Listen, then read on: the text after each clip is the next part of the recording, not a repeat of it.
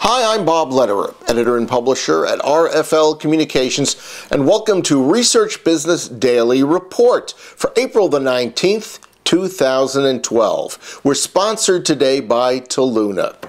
You know, it's one thing to assess the present health of the market research space by looking at research sales, and we've talked about that earlier this year. But another vantage point of note is the hiring marketplace, which has undergone major alterations, no thanks to the Great Recession.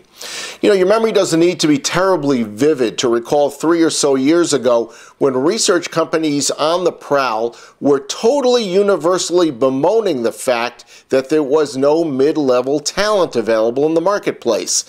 Today in 2012, that subject is irrelevant.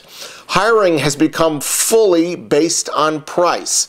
I'll also bet you don't know how heavily executive recruiters have been hauled in and asked to help recruit entry-level personnel.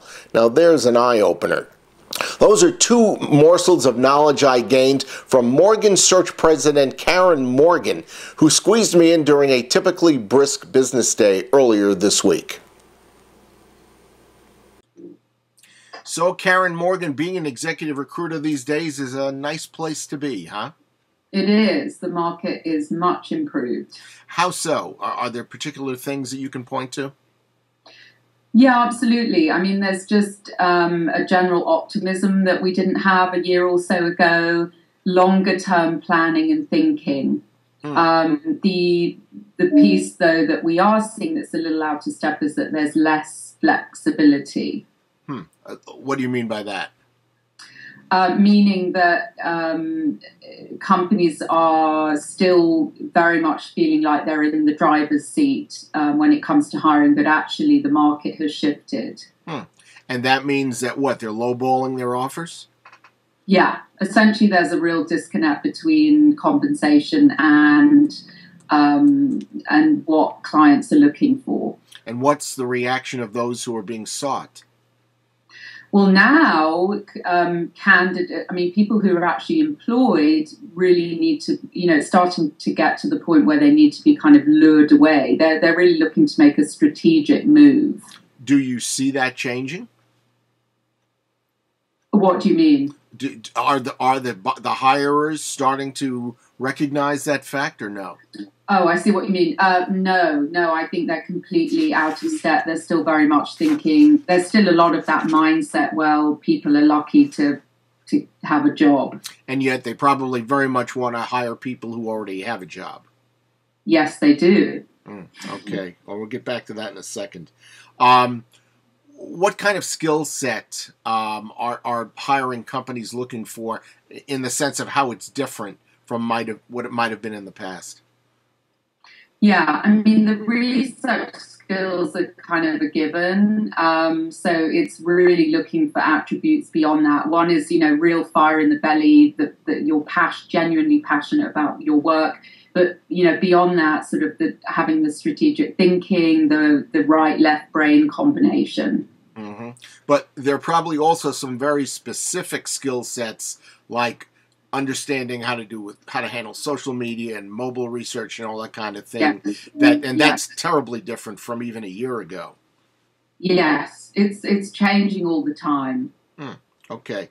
Let's talk real briefly about advice that you're giving both people who are hiring and people who are looking to get hired.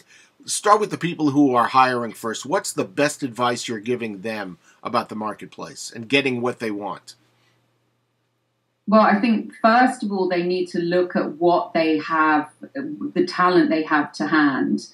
And are those people fulfilled, happy? Are they in the right positions to make sure that you're holding on to your best talent? Okay. And on the side of those who are looking for a job, particularly those who have been out of work, what's the best advice you give them? To stay connected and make sure that you're staying very visible in the industry, that you are picking up some consulting work, if you've been out there a while, and if you can't do that, then you're staying engaged by teaching or something else. You just don't want to have a blank slate on your a sort of big gap on your resume. Well, if I was one of those people, given my wonderful silver hair, that's what I call it, silver, not gray, there's obviously a lot of ageism out there that I might have to face. What's the best advice you give somebody who is 50, 55, 60 years old but still wants to work and has been very productive in their careers? Yeah, it's a tough one because there are preconceptions, but I think if you're visible and you have a reputation and you've developed strong relationships throughout your career, that certainly makes things easier. And having just people in your corner, whether it's sort of people within the industry or, for that matter, developing a good relationship with a recruiter who can really tell your story, is helpful. Okay. Karen, continued good success and good luck. Thank you. And let me know if you find me a job. Before we said our goodbyes, Karen asked if we'd covered all the bases. Not being entirely sure, I said, well, probably. And she said, if you'd like to know more, or perhaps if you need to find some top flight talent, contact her. Here's her email address, karen@morgansearch.com.